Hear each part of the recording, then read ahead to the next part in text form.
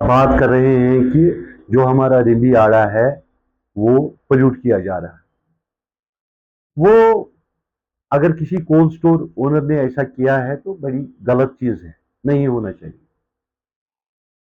लेकिन सबसे बड़ी चीज जो है, आप ये कहिए कि उस रिंबी आड़ा की रख रखाव की या उसकी जिम्मेदारी की कहां पे आती है। सरकार इदारे बनाती है, किस लिए बनाती है? डिपार्टमेंट्स बनाती है, क्यों बनाती है? कि ताकि जो लोगों की जो जिंदगी है वो कैसे आसान बने, डेवलपमेंट कैसे लोगों तक पहुंचे। इरिगेशन का जहां तक शोपियान डिस्ट्रिक्ट में हम पिछले सालों से देखते आ रहे हैं, बिल्कुल फेलियर है। 101, बिल्कुल फेलियर, कहीं नहीं है। जमींदार आजियाना देता है।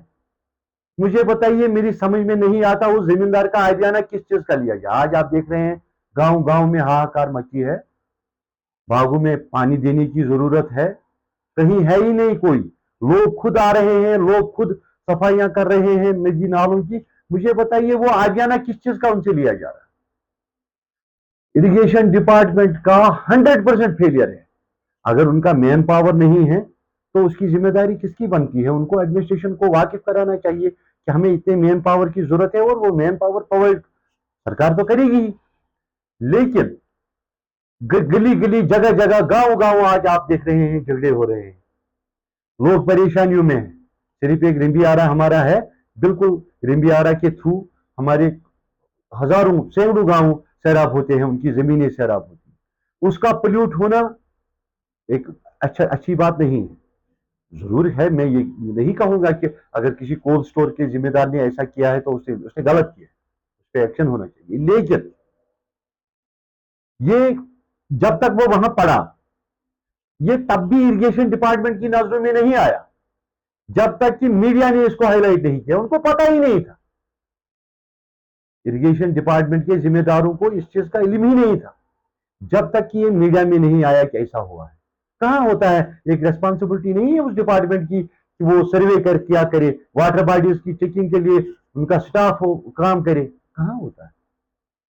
हालांकि मुझे बताइए, आपकी बात सही है, कल को अगर पानी ज्यादा आता है और वो गले सड़े सेब के साथ वो पानी नीचे चला जाता है, आगे कोई पीता है, कई लोगों के पास, कई गांव के पास पानी का साधन ही वही रिंबी आ रहा है। आपकी बात बिल्कुल सही है, वो गंदगी जाएगी। लेकिन जब तक आप मीडिया ने उसको उजागर नहीं किया, अच्छा कितने दिन हो गए आपने उसको उजागर किए हुए, क्या हुआ कोई तब से? कौन सी एक्शन है इरिगेशन डिपार्टमेंट की तब से? मे बी ली हो, लेकिन होना ही नहीं चाहिए।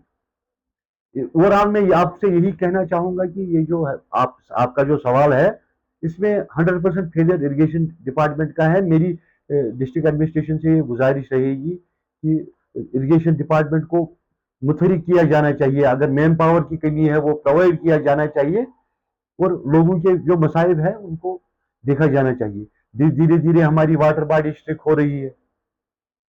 आज की डेट में जब हम देखते हैं पानी की जरूरत है, इतने सारे बागों में पानी कहां से जाएगा? आपकी जो वाटर बॉडी कल तक 80 फुट 90 फुट चौड़ाई में थी, 100 फुट चौड़ाई में थी, वो आज श्रिंक होकर 10 फुट 8 फुट रह गई है। आपने इतने सालों से तमाशा देखा है इस चीज का, वाटर बॉडियों का। हमारी वाटर बॉडियों का हाल बुरा है। आप आज भी देख लीजिए कि कितनी तरीके किस तरीके से किस किस तरीके से धीरे धीरे दिन ब दिन वो श्रिंक होती जा रही है। इरिगेशन डिपार्टमेंट को अपनी जिम्मेदारियों का एहसास करना पड़ेगा। वाटर बॉडीज को प्रोटेक्ट करने की जिम्मेदारी उनकी है, ये हमारी डिस्ट्रिक्ट एडमिनिस्ट्रेशन की। बाकी इसके लिए सरकार इदारे बनाती है, इदारा बना हुआ है, और उस इदारे को अपनी जिम्मेदारियों को समझना होगा और लोगों को राहत पहुंचाने के लिए काम करना चाहिए। जो उनकी जिम्मेदारी है, जो उनकी ड्यूटी है, सरकार ने इदारा बनाया ही इसीलिए। तो मैं डिप्टी कमिश्नर साहब से भी मेरी रिक्वेस्ट रहेगी कि इस पे संज्ञान ले। मैं खास तौर पर हमारे जो पब्लिक रिप्रेजेंटेटिव यहाँ पे एमएलए साहब हैं, तो उनसे भी गुजारिश करूंगा कि वो इस चीज का संज्ञान ले, इस चीज को देखे, क्योंकि लोगों ने उनको चुना है। ये सिर्फ मार्केट, ये हमारे मार्केट का उनका रिलेटेड मसला है, उनके लोगों का मसला है, उनकी कॉन्स्टिट्यूंसी के लोगों का मसला है। उनको भी देखना चाहिए इस चीज में। कि इरिगेशन को कैसे फाल किया। अगर एमएलए साहब को देखना चाहिए, अगर मैन पावर की कमी है तो वो प्रोवाइड होनी चाहिए, लेकिन काम होना चाहिए, वाटर बॉडीज को प्रोटेक्ट होना चाहिए, वो होनी चाहिए प्रोटेक्ट। तो ओवरऑल जो आपका सवाल है उस पर किसी और का नहीं, सिर्फ इरिगेशन डिपार्टमेंट का फेलियर और कुछ नहीं। माहौल को बचाने के लिए जहां मुल्क भर के साथ साथ वादी कश्मीर में भी बड़े बड़े सेमिनार्स, बड़े बड़े जो प्रोग्राम्स हैं उनका इनकाद किया जाता है, उसका मकसद यही होता है कि जो हमारा माहौल है, जो हमारा एनवायरनमेंट है, जो हमारे वाटर बॉडीज हैं, उनको पोल्यूट होने से कैसे बचाएंगे। लेकिन बड़ी बदकिस्मती की बात है, इस समय हम रिम्बी आरा में मौजूद हैं और यहीं पे कोल्ड स्टोर और फ्रूट मेगा फ्रूट मंडी जो बनी हुई है उसके बिल्कुल पीछे जो है यहाँ पे कोल्ड स्टोर बने हुए हैं और यहाँ पे जो है ये सेब फेंके जा रहे हैं, जिसकी वजह से ये रिम्बी आरा जो है वो पोल्यूट हो जाता है। हालांकि सबसे बड़ी शोपियां में यही वाटर बॉडी है और इसको पोल्यूट किया जा रहा है। अगर हुकूमत की तरफ से जो नदी नाले हैं उनको साफ सफाई रखने की जो है अशद जो है कोशिशें की जाती हैं, साफ सफाई अभियान चलाए जाते हैं,